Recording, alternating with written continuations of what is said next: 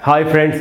दोस्तों, अगर हमको लंबे टाइम तक इंग्लिश में बातचीत करनी हो किसी के साथ या लंबे टाइम तक हमको लिखना हो कुछ इंग्लिश में, तो हम कैसे लिख सकते हैं? इसके लिए तो हमको बड़ी ज़बरदस्त नॉलेज होनी चाहिए। उसके लिए क्या करना पड़ेगा दोस्तों? हमको ग्रामर सीखना पड़ेगा पूरा, हमको सेंटेंस स्ट्रक्चर सीखने चाहिए, हमको प्रोनाउंसिएशन सीखना पड़ेगा और हमको वोकैबुलरी सीखने की ज़रूरत होती है। अच्छा दोस्तों, जब भी वोकैबुलरी की बात होती है तो हमारे मन में आता है कि वोकैबुलरी कहाँ से सीखना स्टार्ट करूँ।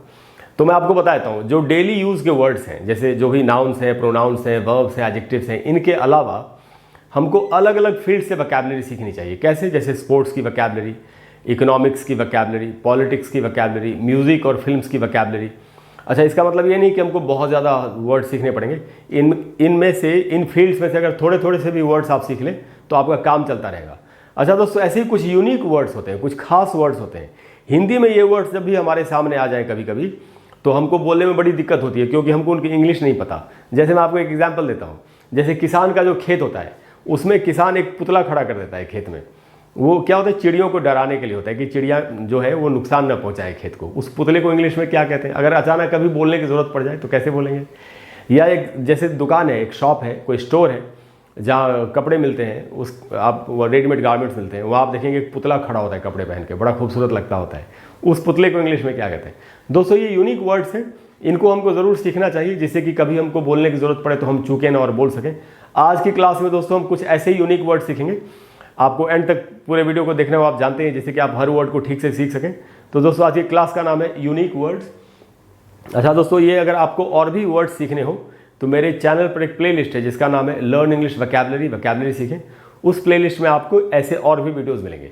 तो दोस्तों, जो पहला वर्ड है हमारा आज का, वो है, इसकी स्पेलिंग है ALGAE और इसके दो उच्चारण है। इसका जो एकदम लोकप्रिय, जो पॉपुलर उच्चारण है वो है एलजी, और जो दूसरा उच्चारण है वो है एल्गी, जो थोड़ा सा कम यूज़ करते हैं लोग।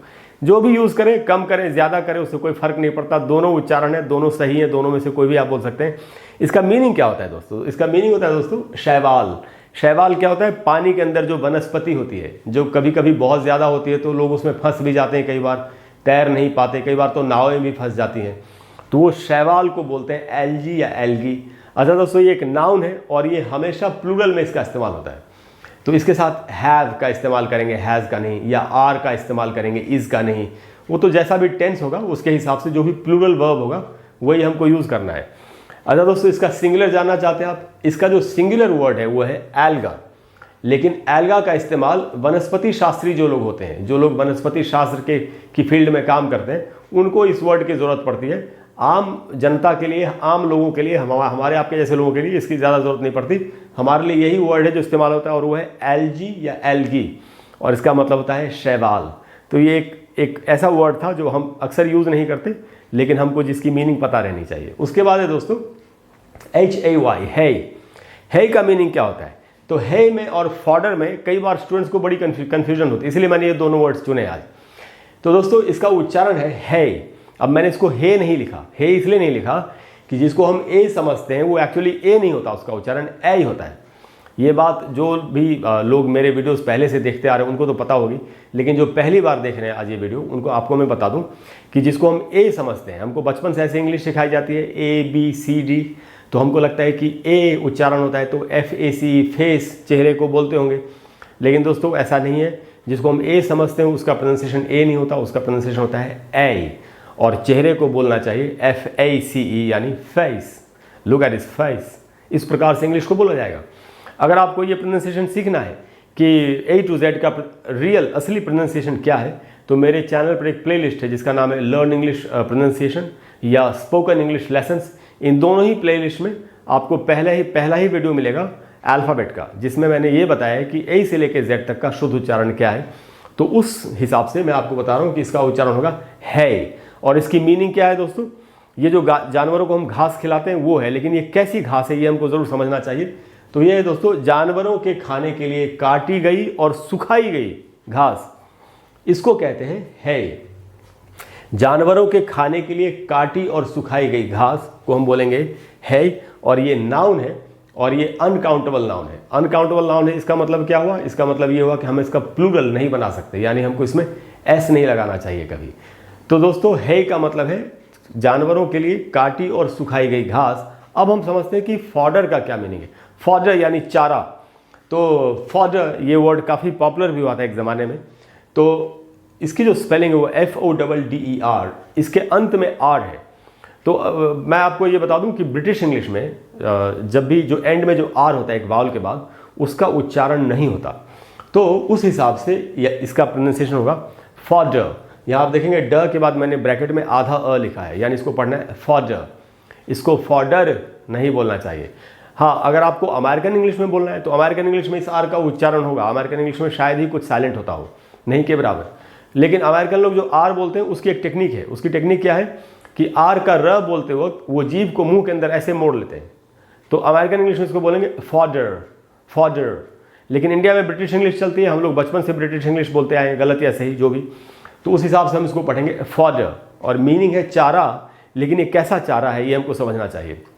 तो ये चारा है दोस्तों, जैसे जो बड़े जानवर हैं, घोड़े हैं, भैंस, गाय, बैल, इनको जब हम खाना खिलाते हैं तो ये बड़े जानवर, इनको ज़्यादा ताकत की ज़रूरत होती है, ये काम भी ताकतवर वाला करते हैं। तो इसमें घास भी होती है, सब्जियां भी डाल देते हैं लोग, मक्के का तना, मक्के का जो भुट्टा होता है, ये सब भी डाल देते हैं कि वो खा के ताकतवर बना रहे। तो ये जो पूरा एक कंप्लीट फूड है जानवर के लिए, उसको फॉडर कहना चाहिए। ये भी एक नाउन है और ये भी एक अनकाउंटेबल नाउन है। अनकाउंटेबल का यू लिखा है मैंने, मतलब ये अनकाउंटेबल नाउन है। इसका भी हम प्लूरल नहीं बना सकते, इसमें एस नहीं लगेगा, ये हमको याद रखना है। तो आप समझ गए कि हे में और फॉडर में क्या अंतर है। हे सिर्फ घास है, जबकि फॉडर, हे जो है वो फॉडर का हिस्सा हो सकता है, क्योंकि फॉडर में तो सब कुछ देते हैं, घास भी देते हैं, सब्जियां भी डालते हैं। तो फॉडर, हे जो है वो फॉडर का हिस्सा हो सकता है। इसके बाद दोस्तों गिल, GILL, गिल। अब गिल का क्या मीनिंग है? गिल का मीनिंग है, मछलियों को देखा होगा आपने, उनके दोनों साइड में उनका गलफड़ा होता है, जो ऐसे ऊपर नीचे करते हैं, फिर वो उसी से सांस लेते हैं, उसको कहते हैं गिल। और ये गलफड़ा लिखा है मैंने, गलफड़ा मछलियों का, ये भी नाउन है। ये यूजुअली प्लूरल में इस्तेमाल होता है। इसका मतलब क्या हुआ कि जब भी हम इसको यूज़ करेंगे तो हम इसमें एस लगा के इसको यूज़ करेंगे, गिल्स। एक बात मैं और आपको बता दूं, और आपको पहले से भी पता होगी, कि जितनी भी जोड़े वाली चीज़ें हैं, जैसे आंखें 2 होती हैं, ये भवें 2 हैं, इनको बोलते वक्त जनरली हमेशा, जब तक कि खास करके नहीं बताना हो कि बाईं आंख की दाईं आंख, सिर्फ आंखों के बारे में बात करें तो जो भी पेयर में होते, जोड़े में जो भी वर्ड्स हैं, उनको हमेशा प्लूरल में बोलना चाहिए, हमको एस लगा के बोलना चाहिए। तो यहाँ मछलियों के दोनों तरफ होते हैं गलफड़े, इसीलिए इस वर्ड को हमको प्लूरल में इस्तेमाल करना चाहिए। तो ये है मछलियों का गलफड़ा, जिससे वो सांस लेती हैं, तो उसको बोलेंगे गिल, और ये प्लूरल में एस लगा के हमको यूज़ करना है। उसके बाद है दोस्तों वो पुतला जो एक दुकान में खड़ा होता है कपड़े पहन के और बड़ा खूबसूरत दिखता है, या लड़कियों के भी पुतले होते हैं और वो लड़कियां भी बड़ी खूबसूरत दिखती हैं। तो इसके लिए वर्ड क्या है? वर्ड है दोस्तों MANNEQUIN। ये बेसिकली एक फ्रेंच वर्ड है, फ्रेंच लैंग्वेज से इंग्लिश में आया है, और इसका प्रोनाउंसिएशन आपको थोड़ा ध्यान से सीखना चाहिए। वो है मैनिकिन। मै के नीचे आप देखेंगे मैंने अंडरलाइन किया है, यानी वहाँ पर स्ट्रेस है, वहाँ पर आपको ज़्यादा देर तक रुकना चाहिए। इसको कहते हैं सिलेबल स्ट्रेस। सिलेबल स्ट्रेस या वर्ड स्ट्रेस अगर आपको सीखना हो तो मैं जो आपको प्लेलिस्ट अभी अपनी बता रहा था, लर्न इंग्लिश प्रोनाउंसिएशन, उस प्लेलिस्ट में जाके आपको वर्ड स्ट्रेस या सिलेबल स्ट्रेस के ऊपर एक वीडियो मिलेगा। वो देख करके आपको पता चल जाएगा कि सिलेबल स्ट्रेस कैसे डालते हैं किसी वर्ड में, कैसे किसी खास उस पर साउंड पर ज़्यादा देर तक रुकना होता है। तो दोस्तों इसको पढ़ेंगे हम मैनिकिन, और इसका मीनिंग क्या है? कपड़े पहना हुआ पुतला। जो पुतला कपड़े पहन के खड़ा हो उसको मैनिकिन हमको बोलना चाहिए। ये भी एक नाउन है और ये एक काउंटेबल नाउन है। इसमें आप एस लगा सकते हैं, इसका प्लूरल बना सकते हैं। अच्छा दोस्तों, अगर ये कपड़े पहना हुआ पुतला अगर कोई खड़ा है और उसको हम मैनिकिन कहेंगे तो फिर डमी क्या होता है? ये आपके मन में सवाल आ गया, क्योंकि आज की डेट में ज़्यादातर लोग उसको डमी बोलते हैं। अच्छा दोस्तों, डमी भी एक पुतले को ही कहते हैं, लेकिन डमी का इस्तेमाल कहाँ है? दोनों की मीनिंग पुतला है। कई बार तो कपड़े पहने हुए पुतले को डमी बोल देते लोग, लेकिन डमी यूज़ कहाँ होता है ये हमको ज़रूर सीखना चाहिए। डमी का मीनिंग है दोस्तों जो एक्सपेरिमेंट्स में जो पुतला यूज़ करते हैं। जैसे मान लेते हैं किसी का मर्डर हुआ था, उसको छत से नीचे फेंका गया, तो पुलिस वही सीन फिर से रिक्रिएट करती है कि ज़रा हम देखें कि एक पुतले को गिरा के कि इसके ऊपर क्या असर हुआ। या कार की जो कंपनी है वो कार जब बनाती हैं तो कई बार वो ये चेक करती हैं कि अगर मान लेते इस कार का एक्सीडेंट होगा तो इतनी स्पीड पर एक्सीडेंट होगा तो अंदर बैठे हुए आदमी के ऊपर क्या असर पड़ेगा, तो इसके लिए एक पुतला रखते हैं अंदर। ऐसे पुतलों को डमी कहना ज़्यादा सही है। या डमी की एक और भी मीनिंग होती है, जैसे मान लीजिए कोई एग्जीबिशन है, उसमें कोई कार की कंपनी है या कोई भी किसी भी टीवी की कंपनी है, तो वो एक टीवी का सेट रखते हैं वहाँ पे जो कि असली नहीं होता। वो सिर्फ ये दिखाते हैं कि हम इस तरह का टीवी या तो बनाने वाले हैं या हमारा ऑलरेडी बन चुका है, और वो सिर्फ ऊपर से उसका वो दिखाते हैं, जो बॉडी होती है वो दिखाते हैं। वो असल में टीवी नहीं, उसको भी डमी कहा जा सकता है। इट्स अ डमी टीवी, ऐसे ही बोला, it's a dummy, it's not a real TV, it's a dummy. तो डमी की बहुत सारी मीनिंग्स है। इसीलिए जब ऑलरेडी एक वर्ड ऐसा है जो सिर्फ कपड़े पहने हुए पुतले के लिए हो, तो क्यों ना उसी को इस्तेमाल किया जाए, क्योंकि हमको एक्यूरेट इंग्लिश बोलनी चाहिए। एक्चुअली एक बुक है, मैं आपको एक बुक के बारे में बताता हूँ। एक बुक है जिसका नाम है the right word at the right time. क्या नाम है दोस्तों?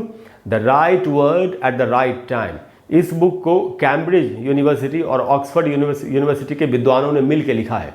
ये बुक आप ऑनलाइन आपको मिल सकती है, बहुत ही कमाल की बुक है। इस बुक को जब आप पढ़ेंगे तो आपको ये पता चलेगा कि बहुत सारे वर्ड्स की एक्यूरेट मीनिंग क्या होती है। उसमें बहुत सारे वर्ड्स दिए हुए हैं, बट उस बुक को पढ़ने के लिए आपकी इंग्लिश का लेवल अच्छा होना चाहिए बहुत, तभी आपको ठीक से समझ में आएगा।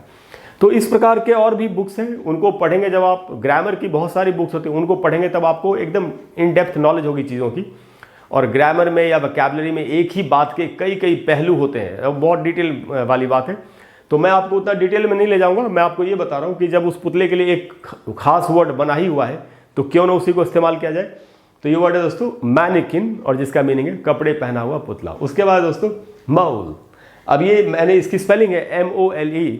अब इसको ओ समझते हैं हम, इसलिए हम इसको बोलते हैं अपने देश में मोल।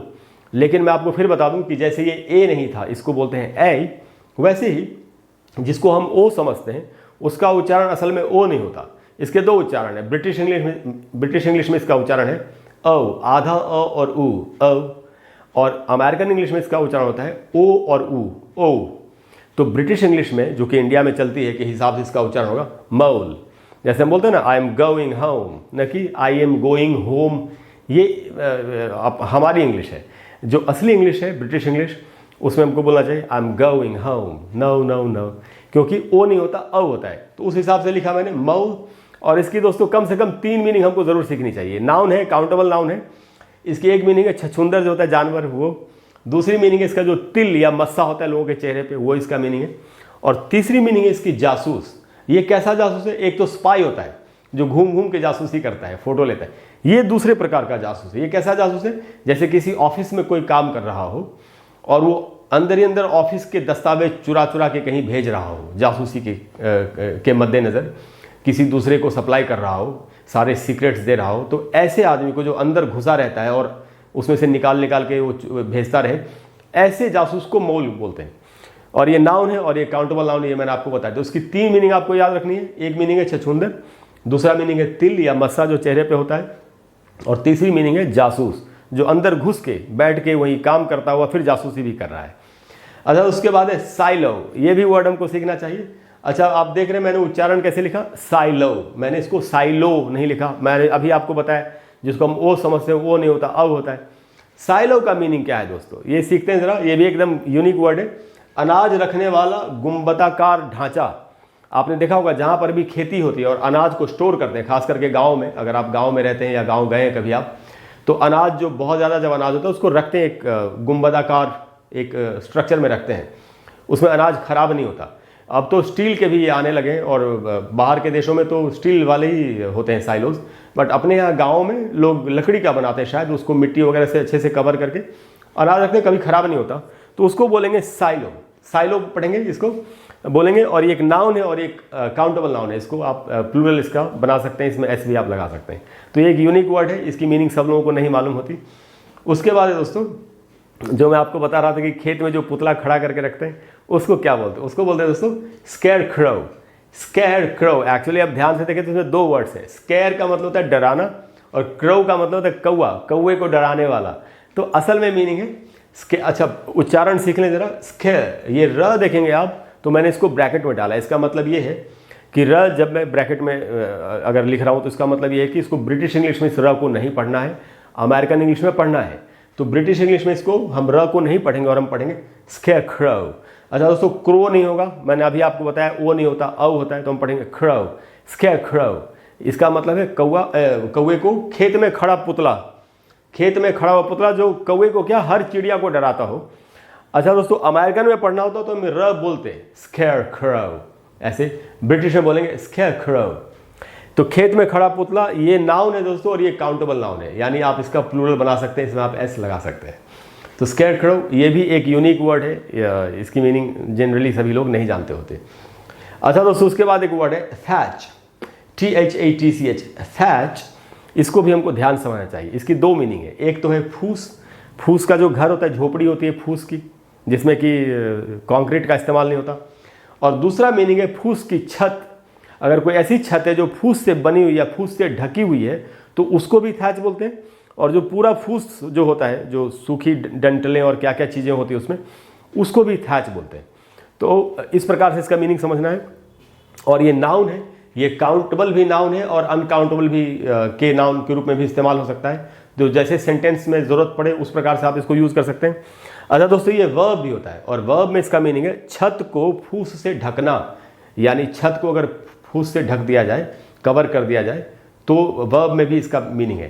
तो जैसे बोलते हैं अ थैच्ड हट, कि ऐसी झोपड़ी जिसकी छत फूस की बनी हुई है, तो इस प्रकार से यूज़ करेंगे। अच्छा दोस्तों, इनमें दो वर्ड्स ऐसे हैं, एक है हे और एक है गिल।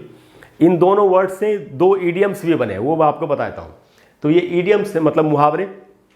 पहला मुहावरा है दोस्तों, make hay while the sun shines. ये आपने सुनी होगी कहावत, ये मुहावरा सुना होगा कि make hay while the sun shines, कि जब तक सूरज चमक रहा है, धूप आ रही है, तब तक चारा बना लो, सुखा लो, कोई ऐसा कह रहा है। यानी इसका असली मतलब क्या है?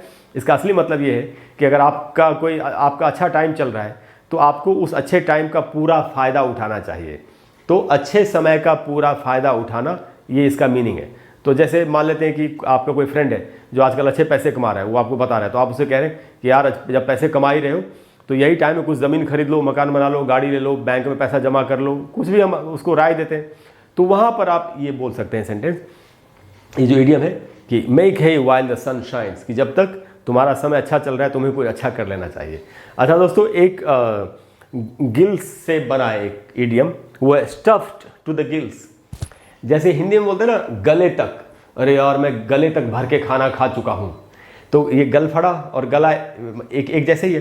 तो इसी किसी को खाने का ऑफर दिया कि तुम थोड़ा सा और खा लो, कह रहे नहीं मैं बहुत खा चुका हूँ, अब मैं और नहीं खा सकता, मैं गले तक भर के खा चुका हूँ। तो इस बात को इंग्लिश में ऐसे कहा जा सकता है, आई एम स्टफ्ड। स्टफ्ड का मतलब है भरा हुआ, I am stuffed to the gills, मैं गले तक भर के खाना खा चुका हूँ। तो ये दोस्तों दो इडियम्स हैं, एक उससे हे से बना और एक गिल से बना। तो इस प्रकार से आप इन वर्ड्स को मीनिंग आपने सीख ली, आप इनको यूज़ कर सकते हैं, इनकी मीनिंग को समझ के। कोई ऐसा सेंटेंस हो, कभी कोई इंग्लिश में इस तरह का बोलने का मौका मिल जाए तो आप बोल सकते हैं। जैसे अब मान लेते हैं आप किसी गांव के इलाके में गए अपने किसी फ्रेंड को लेके, और अगर खास करके अगर वो फ्रेंड विदेशी है तो उसने देखा खेत में वो पुतला खड़ा है, तो आप उसको बता सकते हैं दिस इज स्केयर क्रो। या अगर उसको भी मालूम है तो कम से कम आप उससे बात तो कर सकते हैं, you know look at this square crow. तो हमको ये वर्ड्स पता रहने चाहिए। दोस्तों मुझे उम्मीद है कि आज की क्लास आपको अच्छी लगी होगी। अगर आपको क्लास अच्छी लगी हो तो प्लीज़ वीडियो को लाइक करें और शेयर करें और चैनल को सब्सक्राइब करें। और अगले वीडियो में फिर हम मिलकर के कमाल की चीज़ सीखने की कोशिश करेंगे। इसके अलावा अगर कोई ऐसा टॉपिक है जिस पर आप चाहते हैं कि मैं आपको एक वीडियो बना करके दे दूं, तो आप नीचे कमेंट बॉक्स में लिखिए। अब टाइम चाहे जितना भी लग जाए, मेरे पास तो एक बड़ी लंबी लिस्ट है डिमांड्स की, मैं एक एक करके सबको पूरा कर रहा हूँ।